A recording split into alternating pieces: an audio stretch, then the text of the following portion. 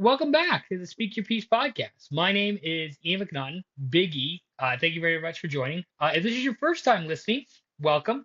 Appreciate your listen. If this isn't your first time listening, also welcome. Always appreciate your listen as well. It's been a while since we've done an SYP pod. I'm going to say maybe a year, maybe like since the spring. Um, it's always a good time. I enjoy it. Just an FYI, we are not back full time yet. We're still on hiatus a little bit, just because of the stuff that I got going on. When we are doing the podcast consistently, I will let everybody know because I can't wait to get back to that. In the meantime, though, we're gonna have this podcast, maybe some stuff during the holidays. Some people have been reaching out, so very excited for what we got coming down the pipeline here. Hopefully by the end of this month, like later in like winter break, maybe some Olympic stuff. Who knows? We'll see. I can't wait.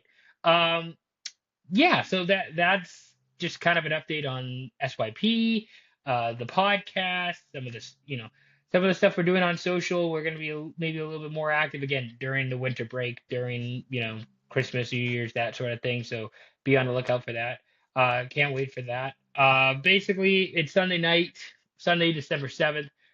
At the time of recording, I'm recording in the third quarter of the Texans Chiefs game, which been a shit game. I left multiple times. I don't really need to watch this. It's kind of a shitty game. What do we got on the agenda today? I'm going to talk a little F1. The final race of the 2025 season was earlier today, so I'm going to break that down a little bit. College football playoff. They announced their bracket, their final bracket, official bracket, the games that are coming up, and some other bowl games were announced earlier today. So I'm going to talk about that a little bit, including Notre Dame getting left out, a little bit of NFL talk, maybe a little NHL talk at the end if we have time, and then I got some questions. People, thank you to everybody who submitted a question on Instagram. You can follow the podcast or our page on Instagram at SYP Pod. That's all lowercase at SYP Pod. Your Instagram follow would be greatly appreciated. So you can again follow, tell your friends. I almost feel like I have to do an arrested development situation here of like, please tell your friends. So let's get into it. Let's discuss first of all the 2025 Abu Dhabi Grand Prix. I got up for it this morning. Start time was 5 a.m.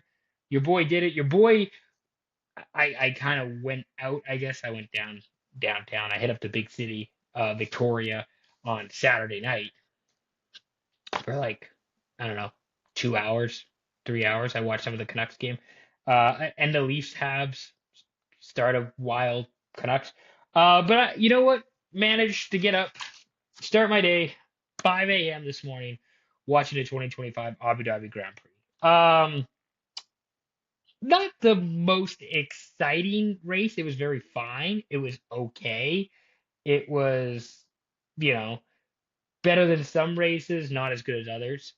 Um, I am going to spoil it for some people. So if you haven't watched the race, skip ahead later on. I don't know how far later on is, but skip ahead. Just you don't need to listen to this if you haven't watched the race and you don't want to be spoiled.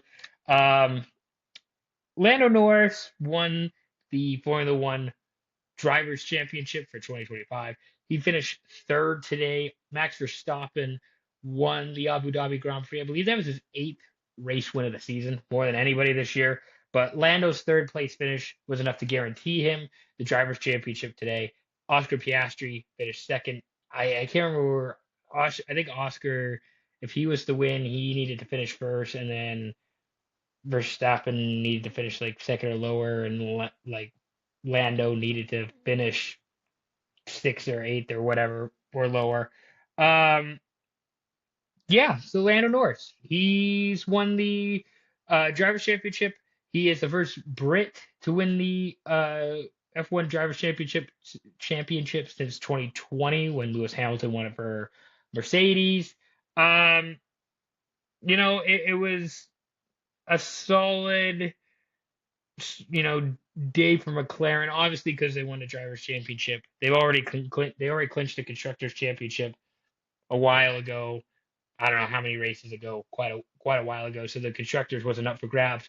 But it was a little worrisome, I will admit, on lap one when Oscar passed Lando, because Lando, if he finished fourth, he was not going to be the drivers' champion by the end of the day. That would have gone to Max Verstappen. So a little worrisome, but as everything kind of got settled in and we all kind of, picked our spots and picked our places, it all worked out. It all worked out for McLaren. They got what they needed. So well done to the boys and girls at McLaren. All the people at McLaren. Well done. Great win. A couple notes as well from this race. This is the last race ever with DRS. New aerodynamics and movable wings are coming next year as part of the regulation changes. So we're not going to have any more DRS. This is also the last race for Honda with Red Bull. So Honda next year is going to be exclusively making power units for Aston Martin. Really curious, especially with Adrian Newey being team principal at Aston Martin next year. Really excited to see how that goes. They are a threat. If only they didn't have one of the worst drivers in Lance Stroll, who is somehow, I believe, back again next year. I don't know. Don't ask me how or why. Although Stroll did have a sneaky 10th place finish today. He started 15th. He somehow got a 10th place finish. I don't know how. Um, this is also the last race for Renault as a power supplier ever. They're done. No more Renault. They are kaput, making power units in F1. So I am having a 33 acres of sunshine. It's a French style beer. It's produced in Vancouver, but a French style beer. Thinking of our French friends in Renault. Au revoir. It's nice to know you. Best of luck in whatever else you're doing. I don't know if they're quitting all motorsports or if it's just F1. Because I think they were doing, at least Alpine was doing um some WEC stuff, some like endurance racing, but I don't know if that was a Alpine power unit or not. Or Renault power unit, excuse me. It probably was. Probably is. Um so that's the deal. Alpine is going to be a Mercedes customer in 2026, so they're going to be using Mercedes power units. So that's going to be curious to see how that goes for them. Mercedes was pretty good this year. I think all things considered, from a power unit perspective, you look at McLaren, you look at Mercedes. Um, things went well for them this year. So curious to see how Alpine does, considering how brutal they were this year. They were god awful. They finished last. They had like 22 total points. I think they all from Pierre Gasly, and they were like 50 points behind the next closest team. So not even close. Au revoir, Renault. It was nice to know you. We'll see you down the road. Um, you know, sorry to see you go like this, but hey, merd happens. Merd happens. There's your French of the night. So tough, tough to tough to see that. If you're listening on audio, you might not be able to see. But again, just having a beer for Renault tonight. Um, really strong race for Ferrari. I should mention Ferrari got a fourth place finish from Charles Leclerc, and they got an eighth place finish from Lewis Hamilton. Lewis Hamilton started 16th. I think Charles started fourth or started fifth. Excuse me. Charles moved up a spot.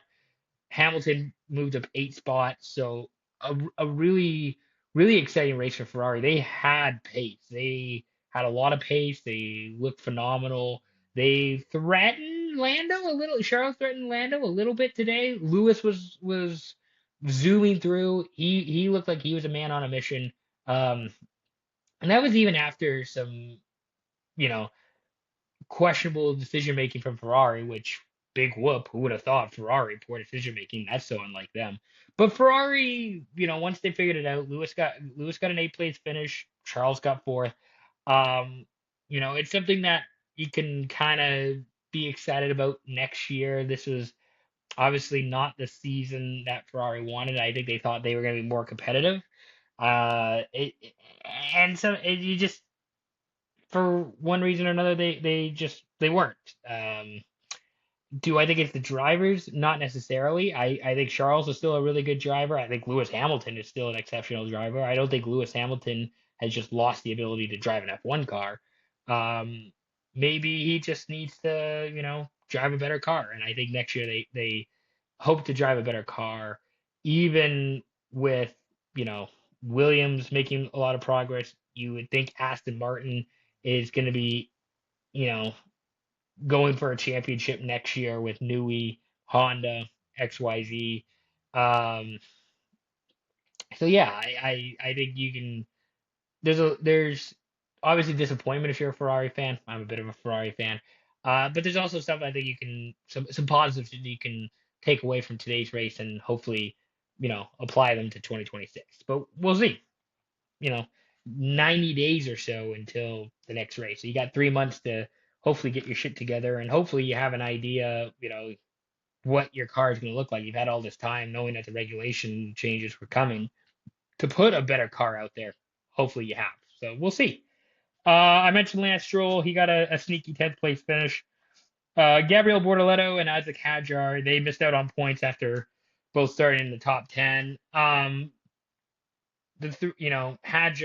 Bortoleto, Kimi Antonelli, who I think finished 14th or 15th today. Excuse me. Really, really strong rookie class this year in Formula One. You know, Bortoleto and Hadjar are obviously disappointed because they probably thought they should be in contention for points and they were close. I think even Behrman maybe had a 12th point finish today, 12th place finish, excuse me. So you could tell that there is something there with the rookie class. There's a lot to look forward to. Hadjar, obviously, he's going to be moving up to Red Bull next year. I believe Bortoleto is still with Sauber next year. Behrman's still with Haas. So there's a lot of interesting pieces, especially when it comes to the younger drivers. You know, I would say for any new F1 fans or people who may be looking to get into F1, good luck. It's gonna be on Apple TV next year. So best of luck trying to find it. If you already have Apple TV, great. But at least you have the young gun. Like you have like kind of the old Wiley Betts and Fernando and Lewis. You kind of have like the current guys, you know, in their prime and like the Landos and the Verstappens, and you kind of have the young hot shots in like Piastri, who like has shown probably more talent and progress than like the Hadjars, the Bortoletos, the Behrmans, but like those three that I just mentioned, really strong rookie class, really talented guys. They'll be fun to watch next year now that they've all had a year under their belt. Hadjar's gonna be in a different car, so I'm curious to see how that goes. If he has the same issues that Red Bull drivers had this year in Lawson and Sonoda. By the way, Yuki, I'm gonna miss you, buddy. I really wish it didn't have to end like this, but um, you're one of my faves, Yuki. Sorry to see you go. Sorry that it had to go like this. Although, again, you did do your best to slow down Blando today, and it didn't quite work out. Again, the Alpines, they started and finished 19th and 20th. Gasly started and finished 19th. Colapinto started and finished 20th. Au revoir, Renault. God, Alpine needs to do so much better next year. That was non bien. I think that's how they say it. No flags, no safety cars in this race. Similar to Suzuka. If you watch Suzuka back in the spring, not that great of a race, not very exciting, not a lot happening. A bit more happening in this race in terms of passing and action, which I was surprised. I don't remember Yas Marina being this passable and this speedy, but it was passable and speedy today. You had opportunities to pass if you wanted to, and a lot of guys did. So uh, big ups to Yas Marina. Was not expecting that, or was pleasantly surprised. Maybe it's because I haven't been watching the races at Yas Marina over the last few years, but there you go.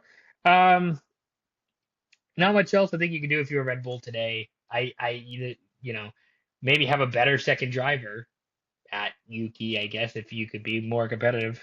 Um, Frankly, the fact that you even got to this point is kind of a miracle, considering you fired Christian Horner earlier in the year.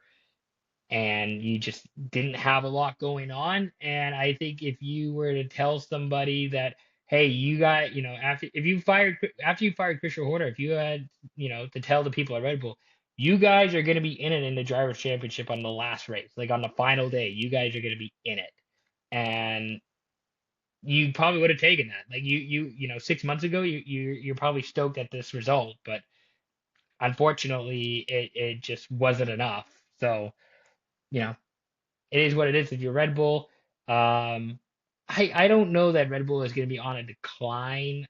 I think Max is possibly going to be looking to go elsewhere, maybe, but he's the king at Red Bull right now. He's making a good amount of money. I don't know how many other teams can match that. So we'll see. Something to keep an eye on over the next 6 months to a year if he looks to go elsewhere, if he, decides to explore other options, if Red Bull is just, you know, not there for him, just not what he's looking for. So that's the F1 portion of the show.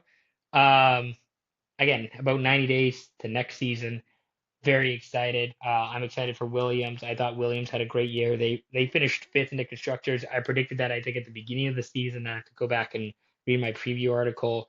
Um, I think McLaren is going to be in a tricky spot again, trying to manage two of arguably the best driver. I mean, Verstappen's obviously one of the best drivers, if not the best, but Lando won the drivers' championship. When you have to manage the egos of someone like Lando and Oscar, it's not easy, and that's the beauty of Formula One is managing egos and managing personalities.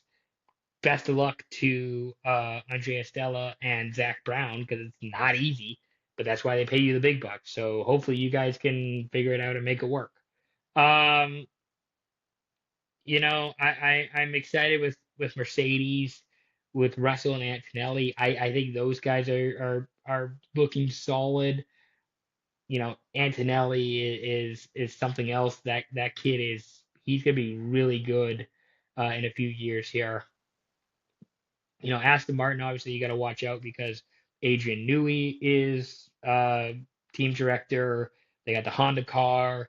Newey's been basically in a shed, essentially all by himself, designing this car. So, with the new regulation changes, I'm intrigued at what Aston Martin will bring to the table, and even like the Haas's and the Salvers. Those guys were competitive at times this year, probably more competitive than any of us thought, especially Behrman. I thought Behrman looked incredible at times this year.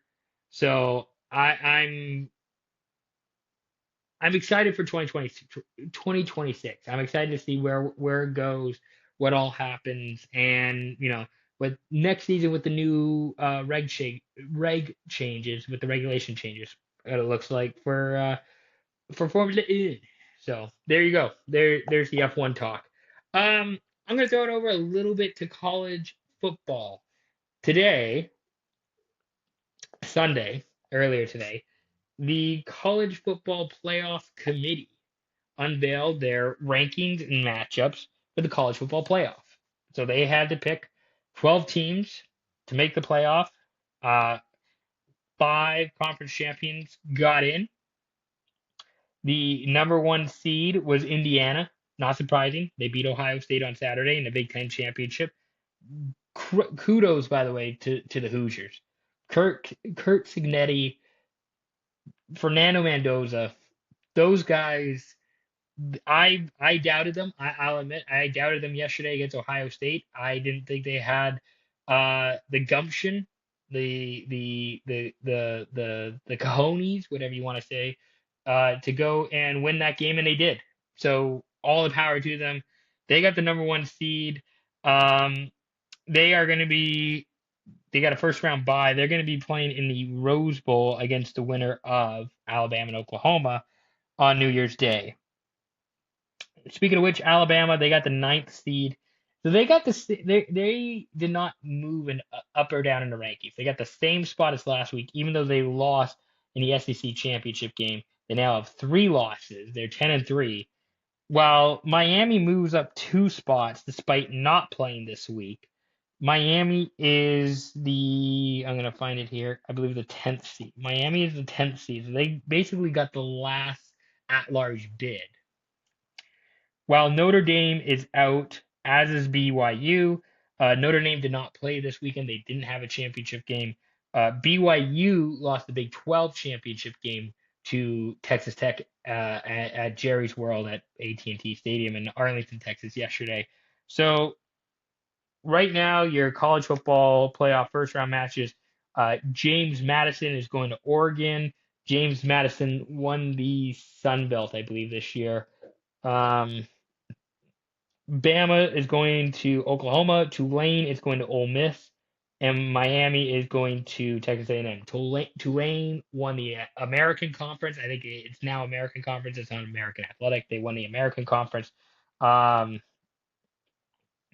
yeah, and I should specify as well. Indiana got a first round bye. Ohio State got a first round bye. Georgia and Texas Tech were the other two teams. So four teams total got first round byes. Indiana, Ohio State, Georgia, Texas Tech. Um, you know,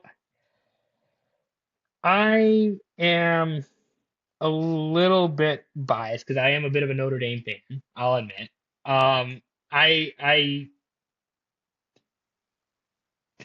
I don't know that I love Miami moving up two spots, even though they didn't play. I understand Miami beat Notre Dame earlier this year in a head-to-head game. That's not nothing. That's why we do this thing. That's why we play the games. Do I think Notre Dame deserves to be in? Yes, I do. Do I think Miami deserves to be in? Probably. They beat Notre Dame. I'm more curious about Alabama, considering Alabama has three losses. Their best win was at Georgia this year. And in the rematch that they just had with Georgia this past weekend, they lost to Georgia by like three touchdowns. It was not even close. So I don't know that Alabama is necessarily deserving of a spot. I dislike the fact that BYU loses the conference championship game. They get knocked down a couple pegs and they're out of the playoff. Alabama doesn't lose a conference championship game, or Alabama loses a conference championship game. Nothing happens to them. Not sure that I agree with that. I understand that this committee has a bias and I think a favoritism towards Alabama. I think they'd be hard pressed to keep Alabama out of the playoff, just for TV purposes and you know the revenue compared. I mean, not to say that Notre Dame isn't popular either, but I just Alabama's a popular team. So with that, then Notre Dame declines any bowl invitation after missing the college football playoff. They originally Notre Dame had been after they missed the college football playoff. They were originally invited to play in the Pop Tarts Bowl, which is a real bowl that is not fictitious. That is not a Fortnite thing. That is a real game. The Pop Tart Bowl, and they would have played BYU. And I believe the game's in like Orlando or something. Or yeah, I think it's Orlando. And Notre Dame declined the invitation. They said we're not going to a bowl game this year. Not interested. Adios. No more football for Notre Dame this year.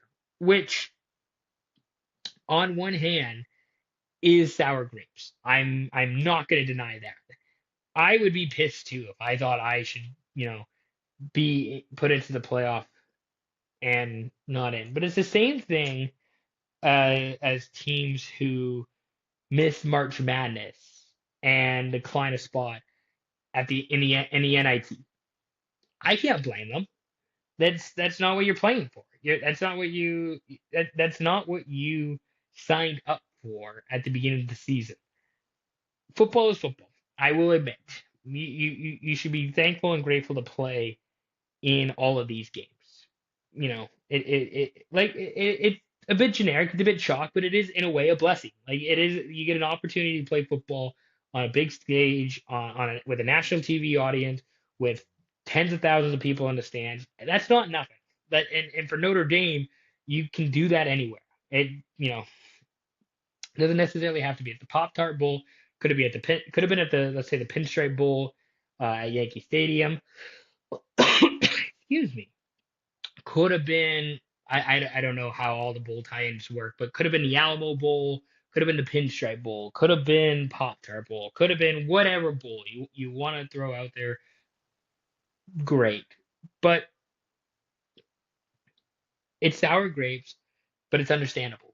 That's the way I see it. I get it. I understand where Notre Dame's coming from here. Do I think we should increase the playoff to have more teams take part? I'm okay with that. I've been kind of clamoring for some sort of like March Madness 32, maybe even 64 team. Like if you have a winning record, you should get a shot at the national championship. And I know some people are going to say that's taken away from your regular season, devaluing your conference championship. I guess my argument to that is that sure, but look at college basketball. Look at March Madness. Those guys play so many games. They do a whole tournament for their conference. And does the Big Ten conference tournament winner, they automatically get a spot? Awesome, but it doesn't actually really who's it like Michigan college basketball this year. Michigan is undefeated. They're like the number 3 team in the country. Assuming, let's say, for example, they go and win the Big Ten conference tournament this year. Great, they already got their spot. Let's say, instead of example, on the other hand, if they go and lose to Northwestern or whoever in the final of the tournament and they don't have that automatic bid, Michigan's still getting in because it's Michigan, because you can't ignore how good that team has been all year. It's the same thing with college basketball, and I understand, or college football. I understand if you want to, there's not as many college football teams as there are college basketball teams, but if you want to give FCS teams a shot at the overall national championship, by all means, go for it. There's all these teams who are playing FBS teams. There's all these FCS teams that are playing the FBS. Why not give them a shot too? Give North Dakota State a shot. Give Montana a shot. I think the more teams the more teams and the more opportunities you can give to have a team or fan base or whatever, whoever interested, to have a shot at a national championship, I think it's a good thing. I think it's a positive thing. I think you keep people interested. I don't necessarily think you're devaluing your product either. Like look at something like the FA Cup or whatever the other one is that they do in England. I just know the FA Cup. I think the FA Cup is literally for everybody. And I want to say the Carabao or something is like for good teams or something. Anyways, point is, I am all for having more seats, more teams at the table.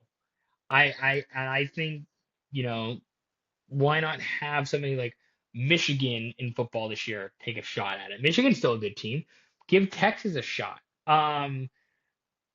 You know, I'm not saying that we need to get rid of the bowl games, because I do like some of the bowl games. I think the system is a little archaic. I'll be honest. I'm not going to sit here and say it's the most forward-thinking, progressive. I think we've kind of moved on and evolved from the bowl games, but have a shot.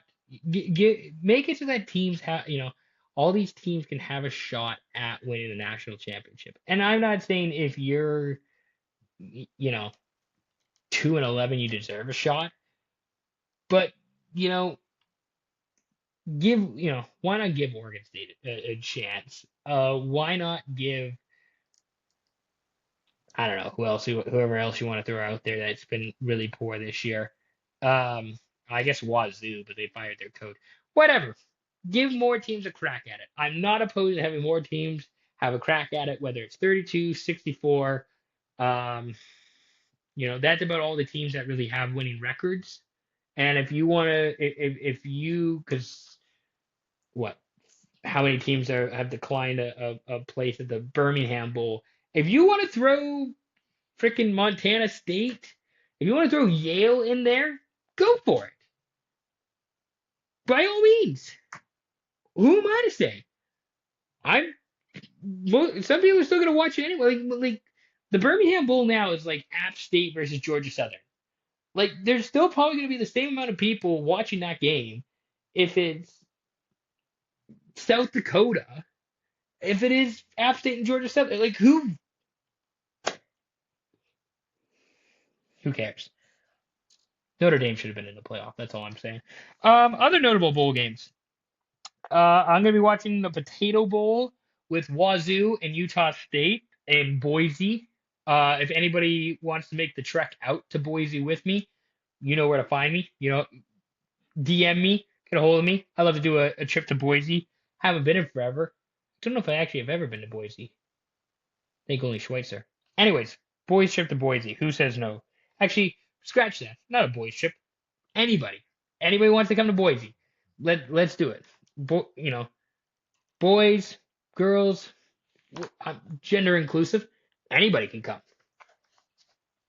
I'm. It's a potato bowl.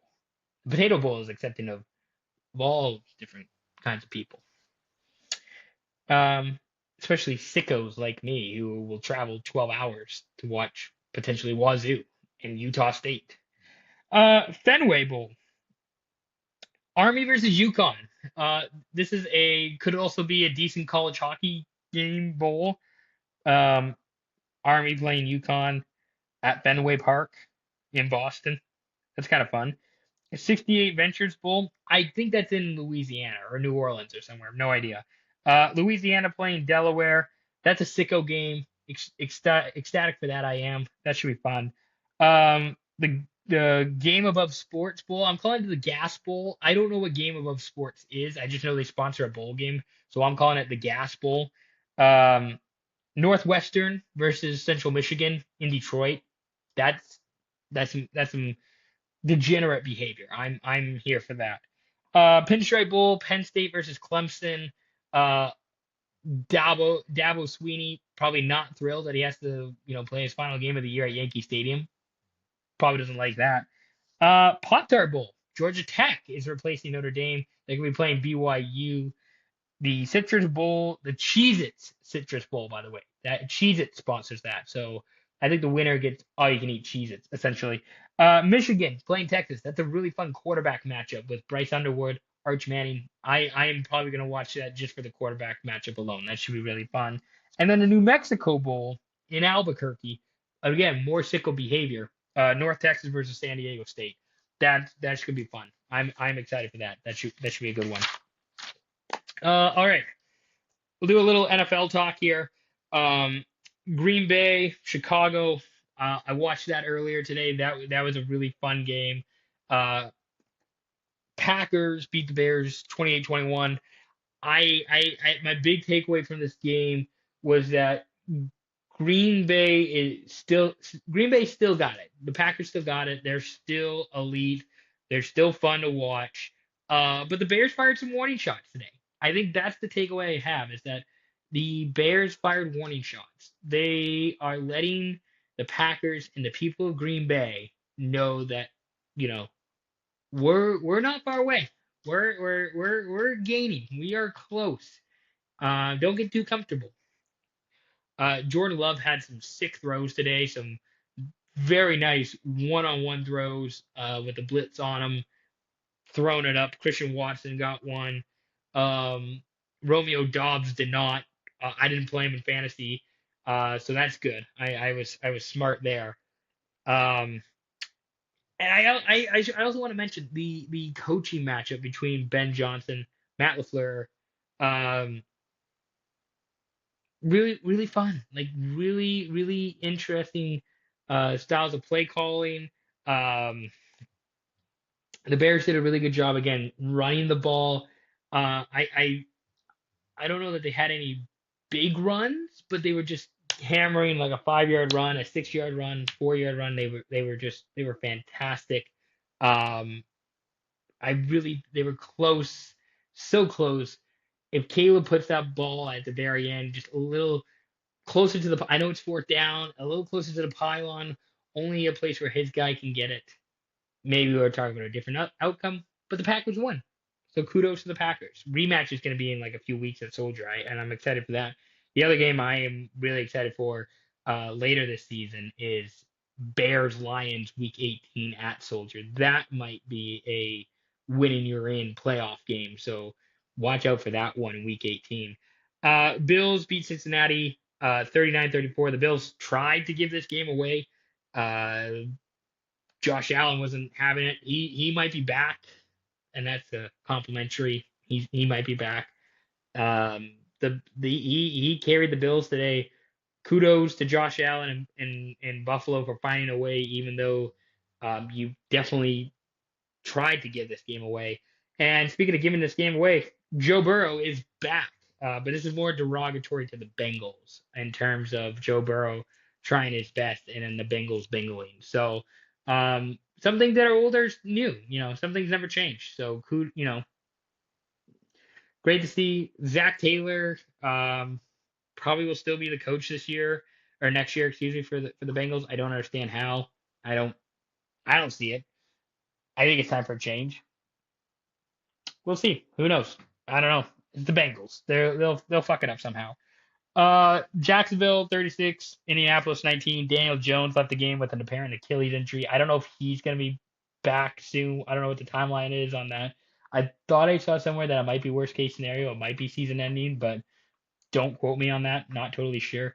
Huge loss for the Colts. I don't know that I was all that in on the Colts. I kind of wanted to see what December and January look like before I declared them, favorites. If Daniel Jones is out, I don't really love their chances. Don't really love Indianapolis, especially if they have to play outside. Like next week they're in Seattle. I think they host Houston maybe, or they go to so they go to Seattle. Not a great matchup for the Colts. Houston, I think they host San Francisco, and then they host Jacksonville. So, those are just tough teams. That doesn't really matter, indoors, outdoors. They're just tough teams altogether. The Colts, I think this is probably they might limp into the playoffs because the AFC is such a crapshoot. They might limp their way into a wild card spot, but I just don't know at this point because you might have the Jacksonville Jaguars as a good team. They might actually be good. I don't know for sure. I don't. The thing with so many of these games is that I don't know how much we can actually take away from the Jags beating up on a Daniel Jones less Indianapolis Colts team for I think 2 quarters or such. Like Daniel Jones missed an extended amount of time in this game. Jags beat 36-19. They almost doubled them up. I like Trevor Lawrence. I like Brian Thomas Jr. Every NFL podcast is talking about Jacoby Myers. Like he's the savior for the Jags. I don't know that their O line is great. I'm not sure that I trust their defense. It looked like Liam Cohen and Trevor Lawrence got into a groove today. They got into a rhythm, which is nice. That's good. I just don't know how consistent that is. I just don't know how how they keep doing that each and every game, especially when you get down to the playoffs. Maybe they host a playoff game, possibly. I don't have faith in the Jags. And again, right as I'm recording, the Chiefs are still playing the Texans. Don't know that I really have many takeaways in this game about the Texans that I don't already think. I'm not sure that I'm learning anything. That's what's going on with so many of these games. Like the Lions beat the Cowboys on Thursday night. I'm not sure that I learned anything from it. Like the Lions beat them by two touchdowns. Yeah, I think the Lions are better coached. They have more talent, more explosive players. I just think that's all a better recipe for success in winning a Super Bowl and being competitive than what the Cowboys are doing and what the Cowboys have done. The other game I'll mention, the Seattle Seahawks. They beat the Atlanta Falcons 30 something to 9. Seahawks are looking good. They struggled for a bit in the first half offensively. figured it out in the second half. They look good. The defense is obviously really good. My Seahawks bit, um, I've been saying this for a little bit. I think the Rams fucked up the Seahawks, and well, they fucked up the psyche of the Seahawks and Sam Darnold's psyche. Those are the two big things because since that Rams Seahawks game, Seattle has struggled with pressure, and Darnold has struggled with, um, you know, blitzers and people rushing him when he's in the pocket or having to scramble outside. So my thing has been with the Seattle Seahawks in the last few weeks. Awesome. Okay. You have this weakness. You know what brings you down. And it is pressure, blitzes, and having to get the ball out quick. You know, that's really nice to actually know and to to me at least it just seems clear as day. It just seems obvious as to what the Seahawks problems are. It's not that easy for other people to know what their own problems are. There's a bunch of different things that aren't simple fixes and aren't easy fixes right away. For Seattle, okay, you struggle with pressure, you're struggling with blitzes. Have a sixth offensive lineman. Have some extra chip blocks. Have some extra, Charbonnet, protection, some extra Charbonnet blocks. It's helpful to Darnold if he can have extra time and he doesn't have a guy running in front of him.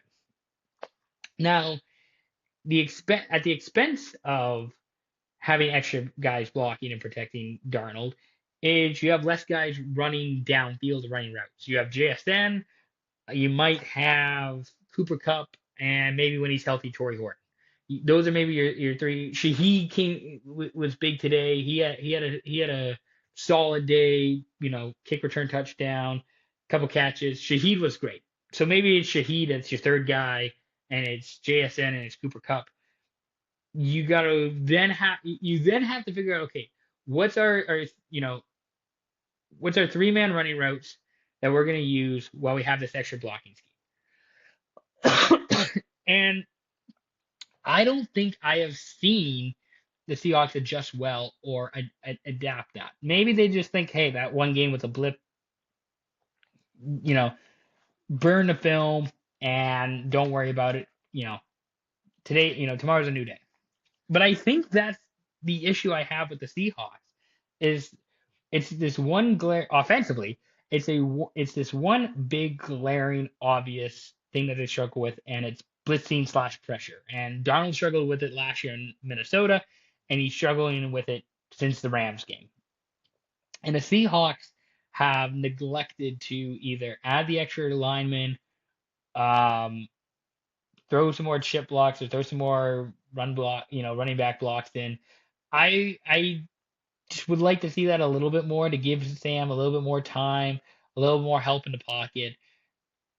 I'm not sure how much of it we'll see next week against Indianapolis. I don't know what their defense looks like. I don't know how legit it is. And I don't even know that necessarily the next Rams game matters because it's Thursday night. It's a Thursday night game. It's a short week. It doesn't necessarily paint the full picture as to what your team and what your season looks like. That's my issue with this next Rams game is that it's a short week at home, so you don't have to travel, luckily, but you are playing the best team, one of the best teams, on a short week. It's not. Yeah, it's not the same as if you had a full week to prepare and get ready for it. That's I guess my point with that. So, other games, Bucks lost today for some reason. Dolphins won, so I guess they're still in the hunt technically. Raiders lost because they're ass. Those are some of the other notable games on the NFL slate. Monday night's gonna be good. Eagles Chargers is gonna be fun. This Houston KC game is probably the worst primetime game of the week, which is saying something because this would probably be the best primetime game any other weeks. We've had such a shitty primetime schedule this year. It's been brutal. But hey, guess what? Tomorrow night, not going to be watching Monday Night Football. I'm going to Red Wings Canucks tomorrow night. Um, so who cares about football? Go Wings. I am curious to see with the Red Wings, can they stop a puck? They beat Seattle 4-3 the other night, unfortunately, with Patrick Kane, who had to get the game winning goal. I don't like Patrick Kane. I don't trust the Red Wings. I still think they're like a piece or two away. They're a goalie or two away. I haven't checked recently, but last I checked, they were struggling uh, to get saves 5-on-5. I think that's still probably true. So I don't trust them. I don't know. I now kind of trust Ottawa because now they're getting saves. But like in terms of teams in the Atlantic, I like Tampa. I still like Florida. I like Montreal. I'm a little bit maybe more in on Boston than I was at the beginning of the year. Toronto, I don't think I don't think they're gonna be that good. And then the Sabres are the Sabres. And then the Red Wings fit in either as a wild card team or as a we missed the playoffs and we stink. So yeah, that's the Detroit Red Wings for you. Um, the Canucks, they won on Saturday somehow. The Canucks, people were asking about it when I was doing a Q&A on Friday night about the Canucks on the Instagram. Again, at SYP Pod, at SYP Pod, all one word, lowercase on Instagram. People are asking, the Canucks need to rebuild. I would argue this version of the Canucks, as you see right now, is a retool. Vander Kane stinks. Um, Overpaid Kevin Lankinen. I don't know that Marcus Pedersen is solving anything for you. You don't have a center. Like you don't have like extra centers, I guess I should say. Heedle's not healthy. Even if this team is fully healthy, if there was no injuries, everybody was healthy, everybody was good to go, this team is maybe like the seventh place team in the West, and they're getting like the top wild card spot. Maybe if everything goes well. And they're just not that. They're just not that good. They're not that talented. There are other teams that I think are better and are just more fucking engaged. I think. I don't know if that's the right word, if that's a proper word, but that's how I see the Canucks. Um, if I'm the Canucks, I'm looking to see what I can get for Quinn Hughes. If I'm the Red Wings, I'm probably throwing like a couple first round picks, a player and a prospect, maybe a couple prospects. Um, for 2 years of Quinn Hughes at under $8 million. I would do that as a Red Wings fan. I would look at trading Kiefer Sherwood if I was Vancouver. This is probably his peak trade value. Get something for him. Hopefully something decent while you still can. Um, and any of the other guys who don't have trade protections, I would just, you know, see what you could get. Let's just drain all the talent. Let's do an actual real tank because you know who's coming in the draft this year is Gavin McKenna and Keaton Verhoff. Those guys are going to be in the NHL next year. Maybe get a couple of extra lottery tickets to try and get those guys. And then Landon Dupont is coming down the pipe at some point. He's a guy who's legit. That guy rocks. Take a swing at him if you can get a chance, if you can load up with extra draft picks. So that's my 2 cents on the Canucks. Also my 2 cents on the Red Wings. Monday Night Hockey, not a prime game in Canada. So you can watch it wherever you watch your hockey. Might be on ESPN Plus if you live in the States. Should be on Sportsnet in Canada. Um, we'll go through the questions here. I think I got 3 questions from the Instagram. Yeah. Okay. So first person, I'm not gonna say their name, but they asked if they could hop on the podcast. Now, this person yesterday, I asked them, hey, what are you doing today? And they're like, oh, I'm hanging with family. Okay, sure, fair enough. Go hang with family. Then they, said, hey, can I hop on? Called me and then was like, you can give me a call and I'll hop on. And I'm like, aren't you with family? And I'm like, I am, but I still like to be on the pod. Listen, I understand I understand people who want to be on the pod. The pod's cool. Pod's fun. go hang with your family. Your family is more important than this podcast. I promise you. I promise you that your family is more important than this podcast. So, um, you could have hopped on if you weren't hanging out with your family, but you're hanging out with your family, and that's better than being here. I promise you. Um, Max asked, will we see Giannis traded? And if so, where do you hope he goes? I think Giannis is going to be traded. I feel like he's been kind of soft launching this for a few years now. He should go to the. He's actually a fun place he could go to. I don't think he's going to go there, but a fun place he could go is Chicago because the Bulls have not been relevant in forever, and I feel like Giannis on the Bulls um, gives Chicago, the city, not just the team, but the city of Chicago, another superstar to root for, and actually makes the Bulls relevant, which again they haven't forever. I think it would be nice for everybody. It would give me a reason to be interested in the Bulls and 90% of other people. Um, that's I think a fun spot for Giannis to go to. Milwaukee's not going to trade him there, obviously, but could be fun. Um, who else really needs? Um, yeah, I'm trying to think of like a team out west. Like the Clippers are in shambles. The Lakers probably aren't. Mavs probably aren't. I don't know. Would you do Cooper Flag for Giannis?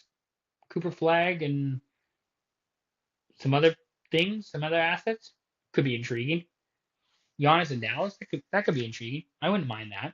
But yeah, I think Giannis is leaving Milwaukee. I feel like he's kind of been like soft launching. Like I would never break up with my girlfriend, but if I was to break up with my girlfriend, that sort of thing. That's what it kind of feels like it's been like with Giannis for forever now. So if he wants to, he can. And I I don't know where else he go, but there's two options: the Bulls and Dallas.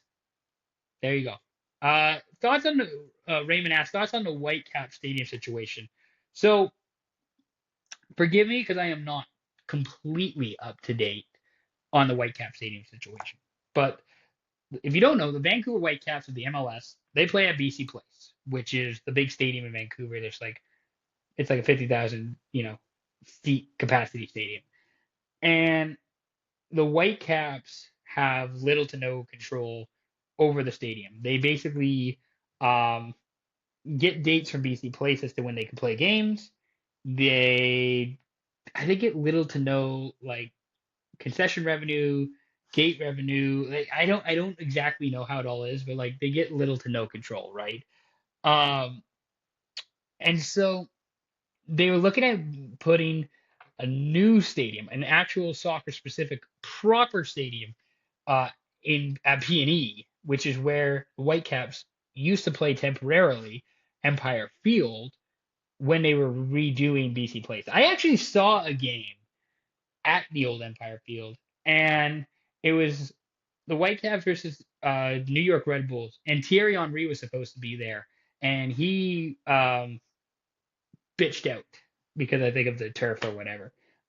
Still haven't forgot about that. Still haven't forgot about that. Shout out my mom who willingly took me down. Um, that was a good time. I think I got on the radio too. I think I was like 10 or 11 or something.